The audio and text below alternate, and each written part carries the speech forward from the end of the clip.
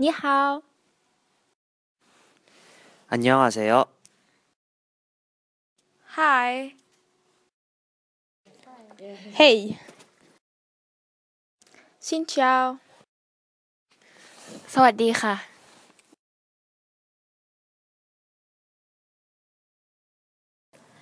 I am a lionfish and my name is Felix. I eat fish, octopus, shrimp, and other animals. I am 10 years old and love to swim around the corals.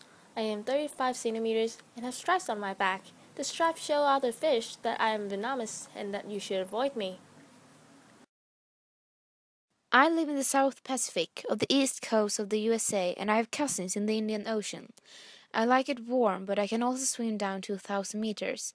I like to swim on my own, but also with my family and friends who are of the same kind. A lionfish female lays around 2 million eggs a year, so we are quite a big family. Back in the days of my great-grandfather, that's around 32 years ago, when the hurricane damaged an aquarium in Florida, lionfish got free. It was all different. He used to tell stories about how easy it was to breathe and swim in the water. Many different species in the sea around me. Some have adapted and thrive in the murky waters while others are suffering. I remember how my great-grandfather used to tell me stories about the species such as the eel. He even had a close encounter with an Atlantic sturgeon. I will never see one in my life due to its disappearance from water pollution. Back when he lived, the coral reef was more colorful and had more different species than today. The water was full of oxygen and he didn't know what an oxide bottom was. Our kind wasn't this many like we are now and there were fewer nets to catch us with. Back then, the sea wasn't affected by people. But then, things started to change. The sea started to get dirtier and the deeper you got, into the more inferior. My great-grandfather had difficulty breathing and sometimes he ate things that he shouldn't, like plastic that looks like food.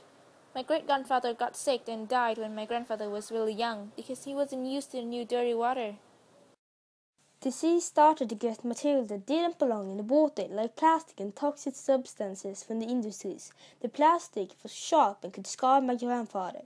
The litter took over the surface and you could see less and less of the sun. Quite many fish started to die because they were not used to the new environment. More and more nets started to be placed in the sea, and at the same time, less and less fish were left. Almost all the fishes disappeared at once.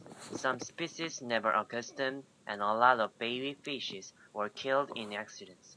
My grandfather wasn't safe anywhere. The plants started to die too because of the nutrients and the hypoxia.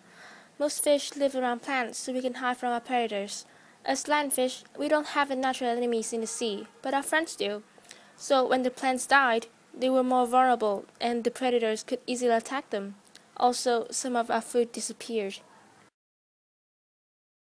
Nowadays, a lot of fishes can't live in this water because it's too hot, too little oxygen, or too dirty. So most of my neighbors have moved or died. The people all around the sea has fully stopped to care about the fish and animals, about the whole sea. This has created a lot of problems for us. For the first, the water isn't as clear as it was for 30 years ago. You barely see where you swim anymore. The more pollution humankind throw to the sea, the harder for the fish to live and reproduce. I've been told about an island of litter from one of my cousins. How can humans treat the sea like this? Also, when the plants die, the water gets dirtier and the fish gets less food. The bottom gets no oxygen at all. The halocline level will stop the vertical mixing and the species will no more be able to live on the bottom because they depend on the oxygen. Our beautiful home, the coral reef, is deteriorating, poisoned by the introduction of pollutants. The spectacular, colorful coral reefs cannot withstand the bombardment of sediments. If that isn't enough, they are withering due to the continual change in the salinity of the waters. We need our homes just like human needs theirs.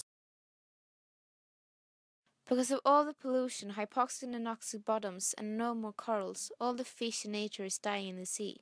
It's really sad that almost all my friends have decreased in number by dying or moving away. Just think about the Atlantic sturgeon. It has to be some way so they can stay here. In my natural nature, sharks and cornerfishes eat me, but on the east coast of the United States, there are too few of them, so nobody eats us and stops the reproduction of the lionfish. We need an enemy, either we're going to take over the sea, and I want to be around other than my own kind. And I know that we're quite tasty. I want to keep my friends, for example the Atlantic surgeon. Why don't the humankind just implant some of them so they can reproduce and slowly get used to the new water, like my species? The Atlantic surgeon rely on that you won't make them to your dinner. I think it should be illegal to destroy the home of any living creature.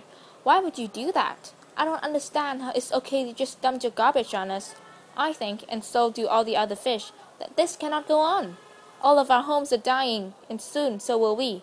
And all of this is your fault. I know you have learned a lot today, but I think you haven't understood quite how much we need your help. We can't do this by ourselves. We can't save a whole sea. You have to see that the sea needs help, and we need you to help us to save the sea. Thanks for listening about biodiversity and stability from Vietnam, China, South Korea, Thailand, Singapore, Brunei, Malaysia and Sweden.